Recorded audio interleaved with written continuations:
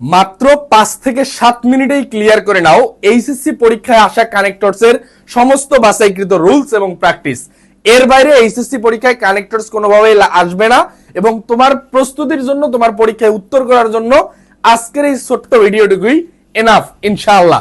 দেখো, কানেক্টর সম্পর্কে জানার ক্ষেত্রে প্রথমে দুইটা ডিফারেন্স জানতে হবে। একটা হচ্ছে লিঙ্কার্স, একটা হচ্ছে কানেক্টরস। এই কানেক্টরস হচ্ছে বাক্যের শুরুতে বসে সংযোগ স্থাপন করবে। মাথায় রাখবা, কানেক্টরের কাজ হচ্ছে মানে কানেক্ট করা, দুই বা ততোধিক বাক্য হয়ে গেছে কি সংযুক্ত করবে বা কানেক্ট করবে, এটা বাক্যের শুরুতে বসবে। আর লিঙ্কার হচ্ছে বাক্যের মাঝে বা যদি ভেতরে বসে সেটাকে আমরা বলবো linker. The difference between connectors and linkers, এটার মধ্যে একটা স্পেসিফিক ক্রাইটেরিয়া কিন্তু দেয়া আছে। একটা বাক্যের শুরুতে বসবে এবং একটা বাক্যের মাঝে অথবা শেষে বসবে। এখন মনে রাখতে হবে, অনেক লিঙ্কার আছে যা কানেক্টরের কাজ করতে পারে, সেটা হচ্ছে বাট হতে পারে। প্রথমেই আমাদের কানেক্টরস এর এগুলা একটা না ভাই মুখস্থ থাকতে হবে, একদম ঠাড়া মুখস্থ থাকতে হবে।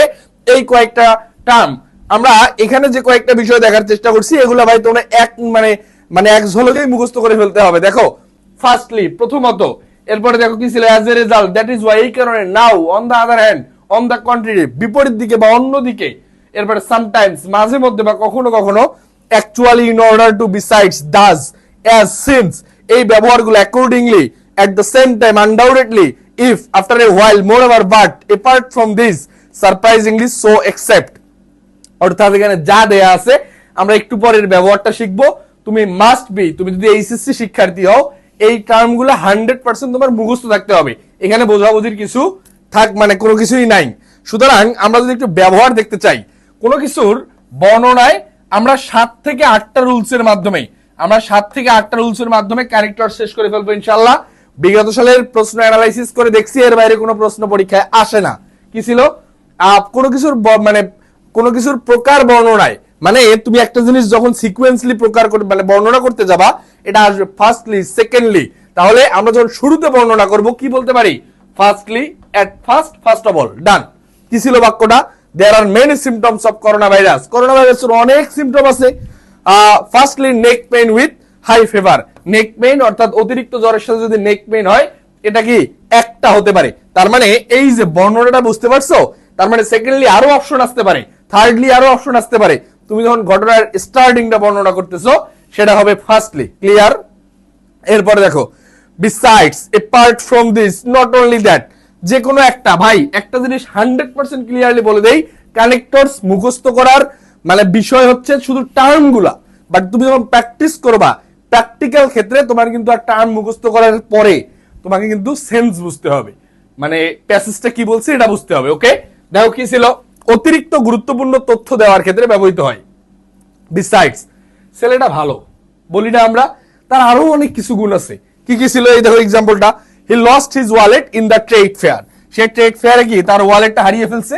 Besides, he lost his smartphone too, অর্থাৎ সে তো তার মানি ব্যাগ হারাই ফেলছে, শুধু মানি ব্যাগ না, তার মোবাইল ফোনটাও হারাই ফেলছে। ক্লিয়ার?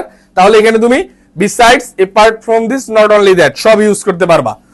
অতিরিক্ত তথ্য যা না হলেও চলতো এমন বুঝাতে, হাউএভার অথবা মোরএভার। যেমন দেখো, we are fond of pizza, however we are satisfied of having burger. একটা জিনিস চিন্তা করো, দেখো আমি মনে করো অলরেডি 3 প্লেট ভাত খেয়ে ফেলছি হোটেলে বসে, আমার অলরেডি পেট ভরে গেছে। এরপরে আমাকে স্ন্যাক্স হিসেবে মনে করো কোনো মিষ্টি বা অন্য কোনো আইটেম যদি দিয়ে থাকে, এটা হচ্ছে অতিরিক্ত। আমার যদি এটা নাও খাইতাম, আমার দিনটা যাইতো না ভাই, যাইতো। এরকম একটু টার্মটা বুঝে যাও। অতিরিক্ত জিনিসটা যেটা দিয়েছে, এটা তোমার প্রয়োজন ছিল না, দিলেও চলতো, না দিলেও চলতো। এইরকম পিরিয়ডে বসবে হচ্ছে মোরএভার অথবা ফরএভার, মোরএভার অথবা হাউএভার। এরপরে দেখো কোথায় ছিল, অন দ্য আদার হ্যান্ড অথবা অন দ্য কন্ট্রারি, বিপরীত অবস্থান বুঝায়। বলে না ছেলেটা ভালো, তার সকল গুণ ভালো, অন দ্য আদার হ্যান্ড বিপরীত দিকে তার কিন্তু কিছু নেগেটিভ ইস্যুসও আছে। আমরা যদি একটু দেখার চেষ্টা করি, বিপরীত পক্ষে বা বিপরীত দিকে বোঝাতে ব্যবহৃত হবে Messi scored 3 goals, on the other hand Di Maria scored 2 goals. অর্থাৎ মেসি 3টা গোল দিছে বিপরীত পক্ষে, অথবা মেসির সাথে যখন আমরা ডি মারিয়ার তুলনা করতেছি, তাহলে ডি মারিয়াও কিন্তু 2টা গোল দিয়েছিল। এরপরে দেখো, at the same time, at that time, এই একই সময়ে অথবা সেই সময় যদি বোঝায়। যেমন, I was cleaning my room, আমি আমার রুম পরিষ্কার করতেছিলাম। At the same time my younger sister wanted to enter into my room, অর্থাৎ আমি যখন মনে করো রুমটা ক্লিন করতেছিলাম, এই ঠিক সময়ে বা ওই সময়ে আমার বোন কি আমার রুমে প্রবেশ করতে চেয়েছিল। আমি কি বুঝাইতে পারছি ভাই? এরপরে দেখো এই জাতীয় ক্ষেত্রে এট দ্য সেম টাইম অথবা at that time, mind it. In order to, কোন কিছুর কারণ প্রকাশে ব্যবহৃত হবে। কারণ ইন অর্ডার টু, দেখো in order to get a good job you have to study more, মানে তুমি যদি একটা ভালো জব পেতে যাও তোমাকে 100% কি ভাই তোমার স্টাডিটা বাড়াইতে হবে। ওকে, তাহলে ভালো job, in order to get a good job, ভালো জব পাওয়ার কারণ হিসেবে তোমার কি করতে হবে, তোমার বিহাইন্ড দ্য স্টোরি তোমাকে ভালো পড়াশোনা করতে হবে। এরপর দেখো বাট অথবা সারপ্রাইজিংলি সম্পূর্ণ বিপরীত ধারণা প্রকাশ করতে ব্যবহৃত হয়। I was waiting for a taxi. Surprisingly, I met her again. হয়তোবা তোমার প্রিভিয়াস কোনো বান্ধবী ছিল, কোনো প্রেমিকা ছিল, তুমি একটা ট্যাক্সির জন্য রাস্তা সাইডে অপেক্ষা করতেছো, মানে তার সাথে হয়তোবা আনএক্সপেক্টেডলি যে দেখা হয়ে যায়, এটাই কি surprisingly. Okay, actually, in fact, indeed, after all, naturally, প্রত্যেকটা শব্দই সেম। দেখো প্রকৃতপক্ষে অর্থে বোঝাতে আমরা এই শব্দগুলো ব্যবহার করতে পারি। অ্যাকচুয়াল, ইনফ্যাক্ট, ঘটনা হচ্ছে বলি না অনেক সময় আমরা কথাটা বলে দেখি, একটা এক্সাম্পল দেখি, I thought he is a good man, actually he is a liar. আমরা চিন্তা করতাম সে ভালো মানুষ, অ্যাকচুয়ালি প্রকৃতপক্ষে সে কিন্তু ভালো মানুষ না, সে হচ্ছে মিথ্যাবাদী। ওকে, এখানে ইনফ্যাক্ট, ইনডিড এই ব্যবহারটা তোমরা করবা। ওকে, আর একটা জিনিস ভালোভাবে মানে খুব ক্লিয়ারলি বলে দেই, তুমি যখন কানেক্টরস পরীক্ষার হলে উত্তর করবা, একই কানেক্টরস বারবার লিখবা না। এর যদি তোমার পরবর্তীতে সেম ওয়ার্ডটা ইউজ করতে হয়, তার সিনোনিমিয়াস ব্যবহার করো ভাই, তার সিনোনিমিয়াস ব্যবহার করো। সামটাইমস, ইউজুয়ালি, মাঝে মাঝে হয় এমন ঘটনা বোঝাতে ব্যবহৃত হবে। Sometimes I wish to watch a horror movie.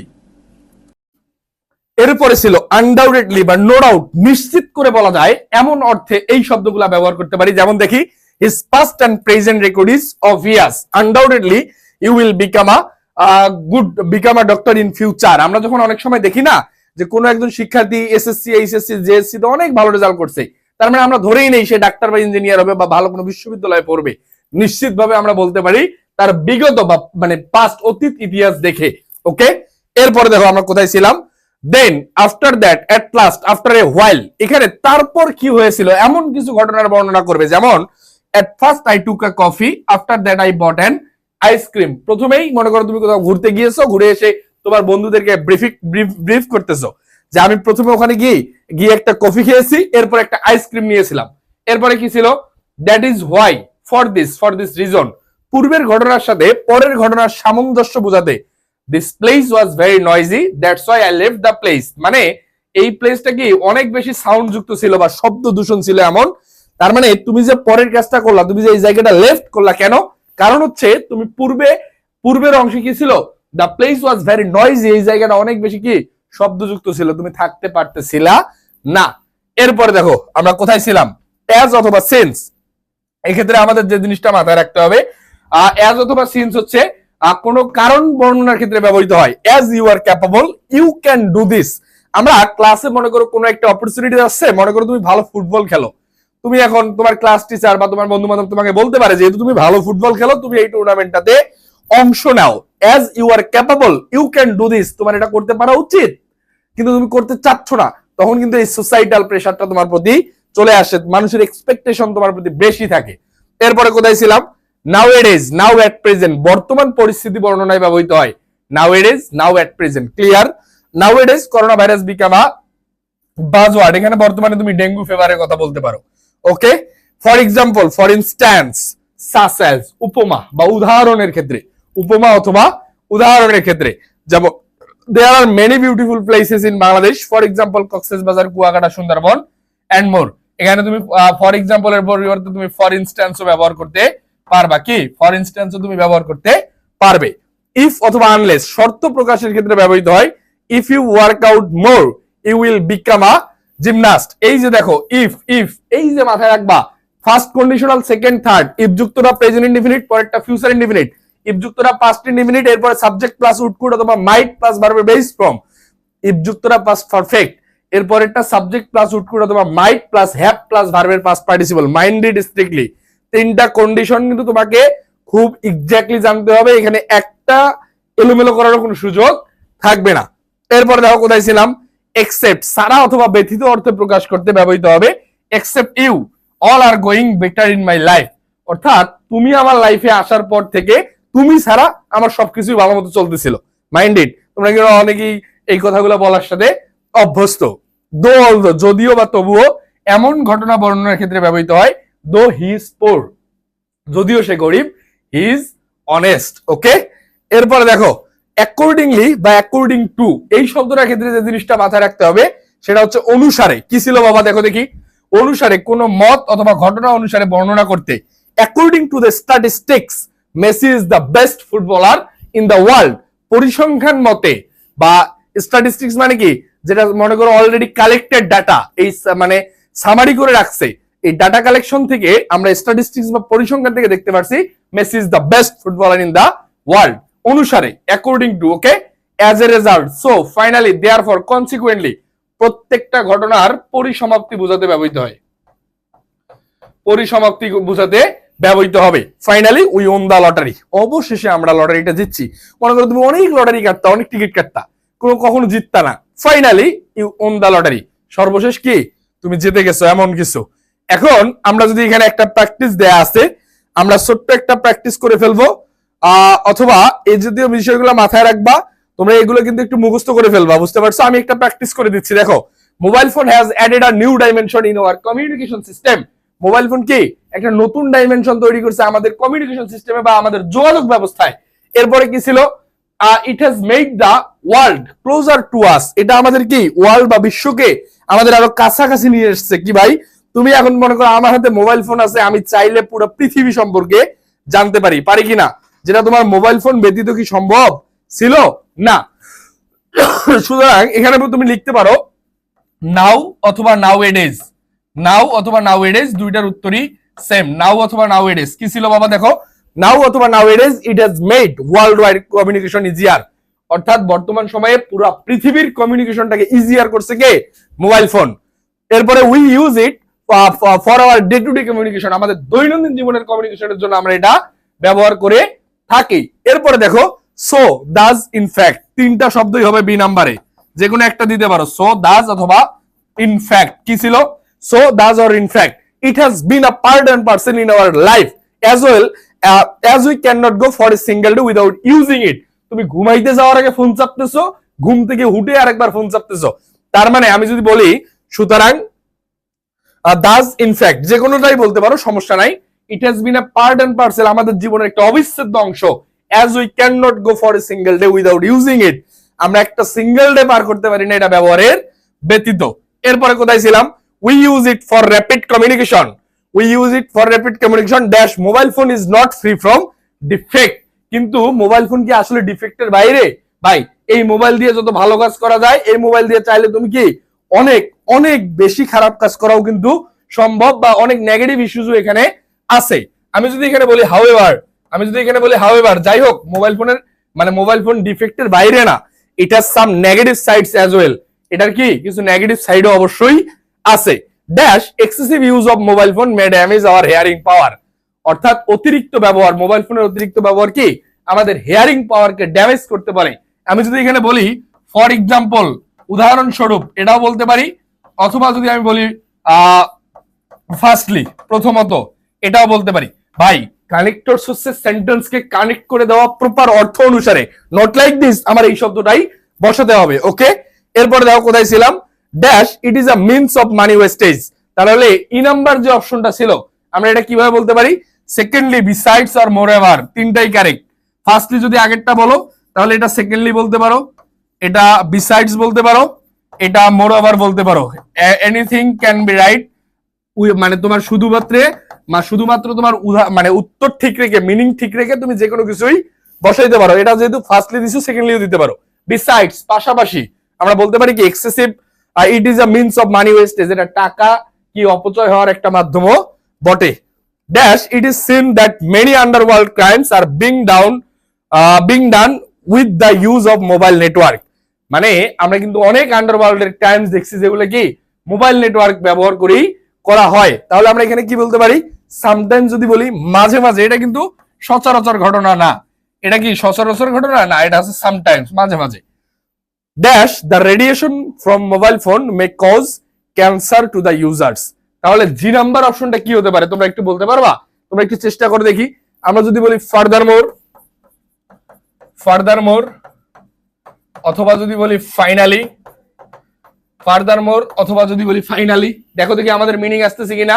ফার্দারমোর অথবা ফাইনালি আমাদের কি মিনিং আসতেছে কিনা একটু দেখবা। ফার্দারমোর, ফাইনালি, লাস্টলি, যে কোনো কিছুই দিতে পারো। The radiation from mobile phone may cause cancer to the users, অর্থাৎ মোবাইল ফোনের যে রশ্মিটা আছে এটা কি ইউজারদের জন্য ক্যান্সারের কারণ হতে পারে। এরপরে কোথায় ছিলাম? Dash we are not aware of the harmful effects. তাহলে আমাদের এইচ নাম্বারে যেটা ছিল, হাউএভার, যাই হোক, আমরা কিন্তু এটার হার্মফুল ইফেক্ট সম্পর্কে মোটেও সচেতন না। Dash we are not aware of using mobile phone. তাহলে আই নাম্বার অপশনটা আমাদের কি হতে পারে? বাট অথবা ইয়েট, কিন্তু অথবা yet we are not aware, আমরা সচেতন না ইউজিং মোবাইল ফোন ব্যবহার নিয়ে। We must have to B conscious of the negative impact of mobile phone. তাহলে আমরা যদি আই নাম্বারে চলে যাই, সো দেয়ারফর, সুতরাং আমাদের অবশ্যই কি হতে হবে ভাই? সচেতন হতে হবে। দেখো তো ভাই, খুব কঠিন লাগলো না?